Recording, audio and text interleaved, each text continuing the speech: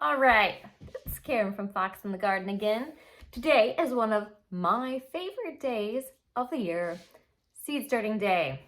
So I already took some time. You've seen my other videos where I've planned my garden out. I started prepping my garden space the other day. I took down an old chicken coop. I put in the plots. Now is really kind of the fun part. I get to put my hands in the soil finally. Not everybody has to start their plants from seeds, but I enjoy doing it because one, it's a great skill to have. I mean, learning how to just take something and put that seed in the ground and grow it yourself is a skill and something you can be proud of, something you don't have to rely on the store for. There may not always be stores who are able to start seeds for us. We can also grow way cooler varieties when we start seeds ourselves. There's some really cool stuff out there. Like these are black strawberry tomatoes. Definitely can't find these in the store started. Black beauties, maybe you'd find one here and there. Blueberry creams. There's all kinds of cool stuff out there that your garden stores may not necessarily have. There's absolutely nothing wrong with going to your garden store and doing that, of course. That is certainly an option. Like I'm gonna do that with my broccoli this year. This is the first year in a while that I'm actually gonna go to the store and actually get seed starts because I just don't have the space to start everything either. So that's one thing to consider when you're starting seeds is the amount of space you're gonna have. So today I'm gonna show you my grow tent. That's where I start all of my seeds. I'm gonna show you how I set my grow tent up, what lights I use. I'm also gonna show you tips on how to actually plant the seeds, and I'm gonna show you what I'm growing. So I just figured I'd share this with you since I'm doing it anyways. There's always knowledge to learn. I learn things from people too. So I get my seeds usually from Baker Creek Heirloom, and they come in these black packages. Baker Creek Heirloom is great for like some oddball, really cool stuff kind of seeds. They source their seeds from all over the world. One of their missions is to help preserve some of the seeds that may be going extinct and aren't being saved, which can be culturally significant for many places. It's not the only place you can buy seeds from. I'm just kind of stuck in the habit of it, honestly. This year, actually, I have been to some seed swaps. These are some, you can't read what they are, but these are from someone else's garden, what they've saved the seeds from, or maybe they pulled them from another seed packet. But either way, it's a great place if you want to get some seeds. If you look for local seed swaps in your area, you can trade your seeds for something else. If you have too much of one and want to get rid of it and trade it for something else, you're welcome to. So this year I got two types of peppers that I don't normally grow, which are jalapeno and banana peppers. So I'm gonna use them because that's really exciting to grow some new peppers. I also usually keep my seeds in these little boxes. Obviously you can keep them anyways, but that's one thing to know. If you're saving your seeds, you want to keep them nice and dry. You can also keep them in the fridge. As long as they're nice and dry, they'll store even longer. Or your freezer if you want to go for long term. But I've had pretty good success just keeping them in these boxes. So one thing that you might want to do is do a seed starting schedule. I actually keep a garden journal.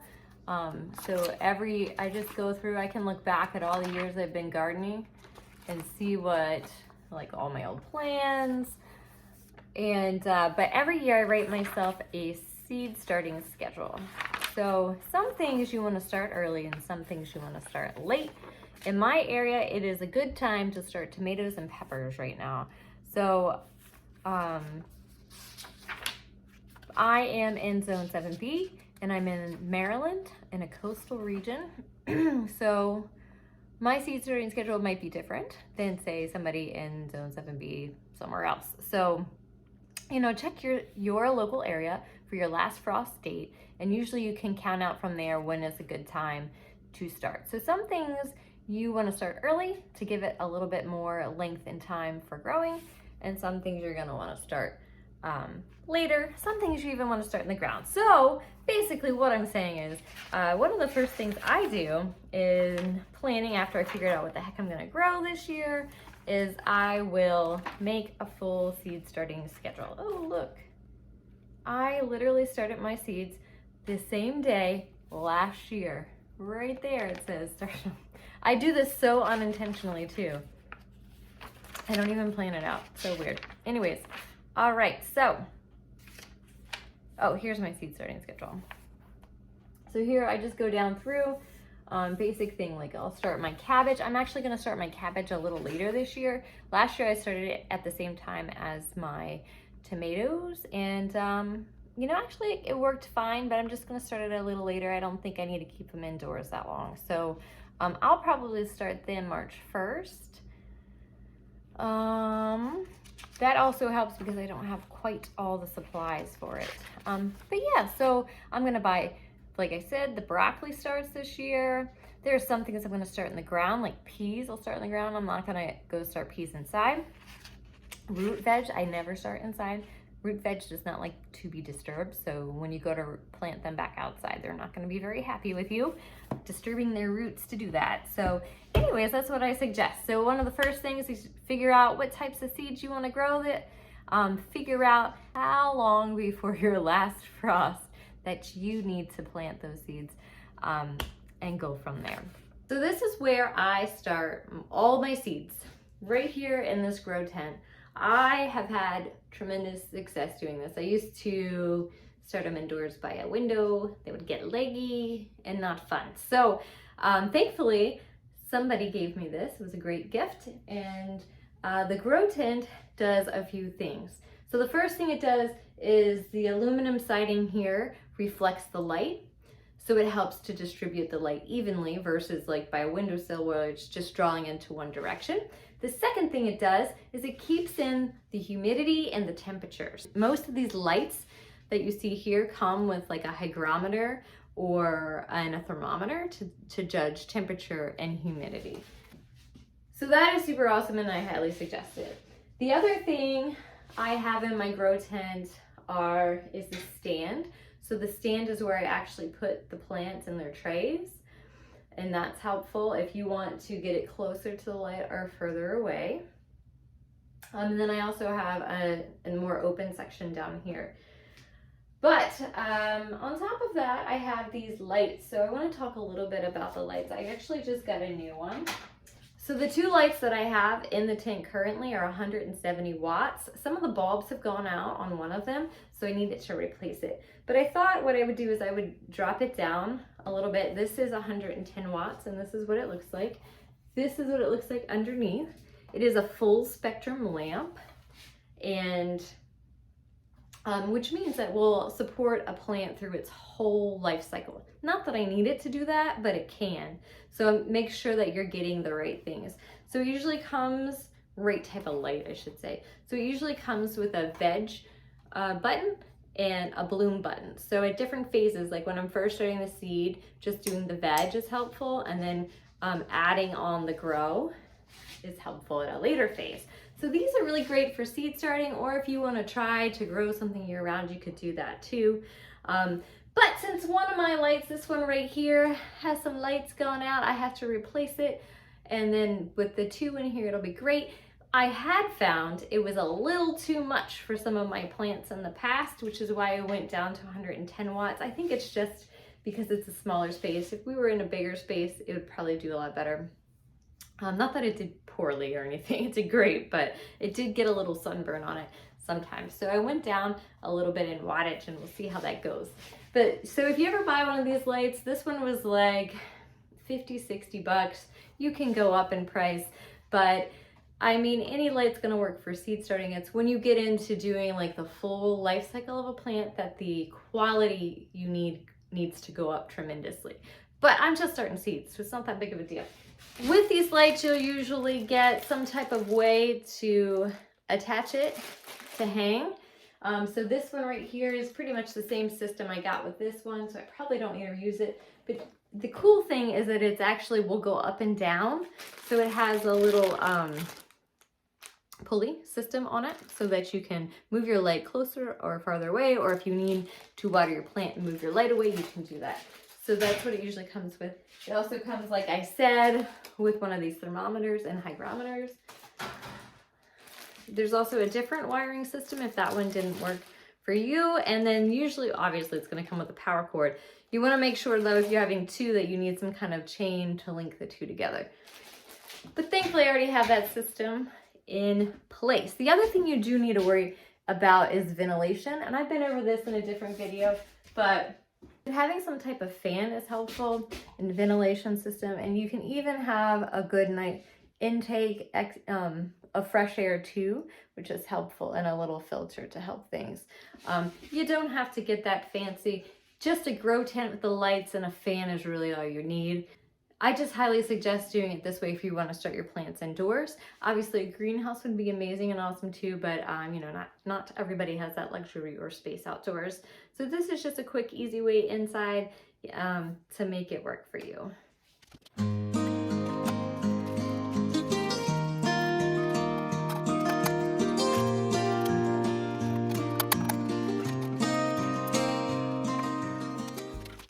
The other thing I have, and you can't really see it, but back here I have a timer. So I have the lights on a timer so that it gets 12 hours of light and 12 hours of dark. It's just to keep it on a good cycle. So I'm going to also set that to make sure we're squared away for these plants. All right, so I'm going to go ahead and show you the process I actually do to start my seeds. So the very first thing you're going to need is some potting mix. So this is what I have. It's just organic potting mix. This is the Spoma. So there's some really crappy potting mix. Just be careful what you're getting. One year I got some stuff that just did a really poor job, but this stuff is what I generally get every year and has done great. Okay, so potting mix is a little different than garden soil. So garden soil is really just soil. There's nothing else to it. But a potting mix is going to have soil with a few other things added to it. So there's might be things that help maintain moisture in your pots so that they're not drying out. And there's probably other types of nutrients and things like that in a potting mix. A seed starting mix is even more different. A seed starting mix is actually a sterile soil. So the sterile soil is actually going to guarantee that there's no germs or things that are or bacteria that are going to mess with your seeds. However, there's no nutrients beyond the initial seed starting. So if you start in seed starting mix, just know that you're going to have to transplant that seed in like a week after it sprouts because there's no nutrients in that soil, or you might have to add some nutrients to the soil. So it's really up to you. I've had plenty of success using potting mix in the past. I think really when it comes to seed starting, your light source is primarily the biggest issue I think most people run across. So once you get down a good light source, and as long as you're providing the nutrients for your plant, then you're going to be good to go. The other thing that you need are obviously some like things to pot them in. So I have through the years, I've really been using these pots forever, and they actually need a little cleaning, but this is from 2021. I have stuff from even later, 2020. But I just collect any plants that I've had to buy throughout the years. I'll collect their little seed things, especially if they're good ones. Like these are nice hard plastic and they've lasted a long time. I lost a few because I messed up in the garden and weed whacked some. These are thinner and cheaper and I don't like them as much, but they work just as fine. So you can use whatever you have around the house. There's also types that you are supposedly able to just plant in the ground. I think they're called like peat pots. And you can do that, but I have found that they typically don't completely disintegrate, and they sometimes can still cause root bound to your plants even after they're planted, so kind of steer clear of them. The other issue with those is that they will dry out a little faster indoors, so you just have to make sure that they're maintaining moisture, whereas plastic, reusable plastic at least, will hold that. Yeah, so I don't like to buy more plastic if I don't have to, but I will reuse it. So I just try to keep these things around as long as I can. And then obviously you need your seeds. So I already got those. I did realize I forgot to order one tomato seed that I wanted to start this year called Big Rainbow, but that's okay. We got everything else here. So I'll just go ahead and put all of the soil in these pots, show you how I do it, and then go from there. So step one, when you're getting your seeds started, is to take your soil and fill all your pots. After you fill all your pots, you want to make sure you soak the soil so that it's nice and wet when you go to put in the seed.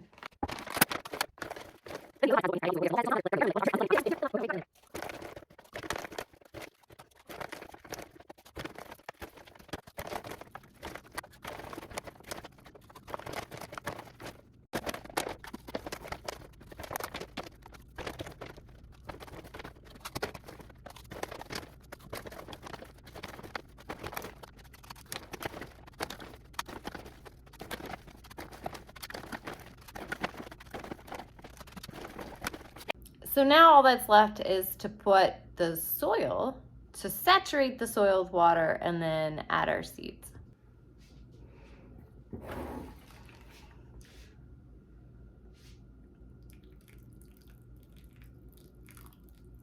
So you'll notice too that this soil may not absorb the water right away because it's a little hydrophobic because it's dried out. So sometimes you just want to go very slow when you're watering the new soil. So that's something that may happen to you. You may end up with potting soil from last year that's left over and it's all dried out. So really it's just rehydrating the soil. I would even suggest leaving it outside to kind of get that good bacteria back in there. But, you know, some people don't really want to add any extra bacteria to their starting soil, but I haven't had any issues.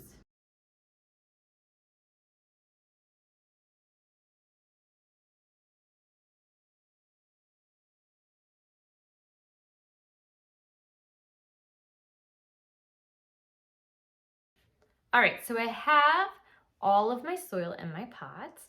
I've watered them, I've cleaned out my grow tent, and now I get to plant my plants for this year. So I thought I'd show you which tomatoes I'm growing. So a lot of them are the same as last year. I didn't get crazy. I'm only adding one new tomato. But let me tell you a little bit about them. So this is the Black Beauty tomato. So do you see how beautiful? It's like a purpley black tomato. I love them. They are probably my favorite tomato. I've also had really crappy luck growing them, but it's probably has something to do with my soil. I haven't really quite figured out these slicers. I still get some, I just don't get as many as maybe I would like. So I'm probably gonna grow 3 of these. Cherokee purples, mine are often darker and more purple than this because we get a ton of sun here. But they are equal, kind of along the same line as the Black Beauty. I tend to have better success with the Cherokee purple. And that one's pretty common. Most people know that. This is a Chadwick cherry. Last year, I like wildly mixed up my tomatoes when I was doing this last year, planting the seeds. And I totally mislabeled everything. And I only ended up with one of Chadwick cherry. And I didn't realize, I think I had a bunch of black cherry tomatoes last year and they did really well, and so I thought I had Chadwick cherries, but I didn't. These are the Chadwick cherries and they were pretty good. I had like 1 tomato plant that was successful last year with them. And then blueberry cream, which I'm sure I remember telling you guys about. My daughter loves them. I grow them specifically for her. They didn't produce enough for me to really enjoy, but she loves to just snack on them. And then the black strawberries, I was gonna try them again. They were pretty good, but weren't wildly successful. So I'm taking some chances this year. The only other one I'm gonna get is called Big Rainbow, and they produce apparently some really, really like 2-pound size tomatoes, big slicers. So hopefully we can do that. The other thing I'm gonna grow this year for my peppers, I mentioned before, but I'm gonna do jalapenos and banana peppers. I'll probably do 6 pots each for the banana peppers and the jalapenos. And then Ajavarski, I saved some seeds. I think these are from 2021. So I'm gonna use some of my saved seeds for that and see how that goes. So, you know, that's the great thing is you don't have to rebuy your seeds. If you're growing successfully every year, you can just save your own. So I saved my own in 2021 and I saved it again in 2022. I have more seeds than I really need, but I can also trade them as years come. So those are all my seeds for this year that I want to grow, at least for the tomatoes and peppers. And then I'll probably gonna grow, I have so many more I'm gonna grow, but that's what I am choosing to start right now. So in years past, I actually would mark on the pots what I was growing. So let's look here. So this is, last year was Black Strawberry 2022. I actually don't have anything marked on years before. Like, here's one. I have Beefsteak in 2021, and then Chadwick Cherry for 2022. So they're getting all marked up, and it's getting kind of confusing because I go and I like mark it, cross it off, and then I think about the old plant I planted and then thinking about the new seed. And I think that's part of the reason why I got it so mixed up. So I think this year I'm gonna use just some handy dandy plant markers. So I usually do rows. So I'll just put one on the row to mark it for the whole row. I've also tried it where I labeled the side of this. I can't show you right now, but you can get creative and mark these any other ways. The only thing I would say is don't do this in your garden because you are 100% guaranteed to lose this marker at some point, but it works really well indoors. So I'm gonna use these this year for marking. So when you're planting tomato seeds, you don't wanna plant them too deep. I really just do a little impression, a tiny little impression. I just gonna boop, boop, boop, and then stick the seed in. If you do it too deep, it won't give, the seed will take much longer for it to germinate, and it just won't be good.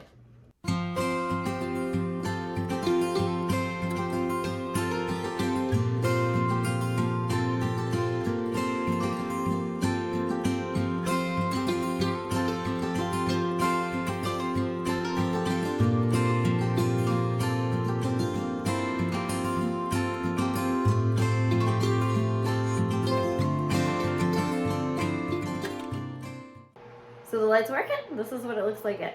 When it's on the veg thing, it has a very blue light. So if I switch it over to bloom, it turns into a more reddish orange light. So just a few differences. We want it on veg though right now because we're trying to grow the vegetation. You can also turn them both on at the same time to get the full spectrum effect. Time to bring the plants in. So I actually have enough space to do 2 more flats of plants. So I'll probably squeeze in, actually I could probably do another. I have another light under here. It's not as good of a light, but it still will work totally fine. So I could put 2 more rows on the bottom. I could put 2 more here. I can't get it any closer to the light because it will sunburn them. And then down here, I even have, you can't really see it, but over here on this side, I even have space for a whole nother flat. So lots of room in this little grow tent. I'm very happy with it. It's done me great. It's totally changed seed starting for me in so many ways. So thank you guys so much for watching Fox in the Garden. I will show you how these seeds are doing. Whether I fail or succeed, I will show you, and kind of we'll go through this process together so you all can see it and you see how I do it. If you hit the subscribe button right now, that would be amazing. I could certainly use the support and help to keep me growing this channel. Or if you want to hit that like button too, I'd super appreciate it. Anyways, thanks so much for joining me. Take care, and I'll see you next week.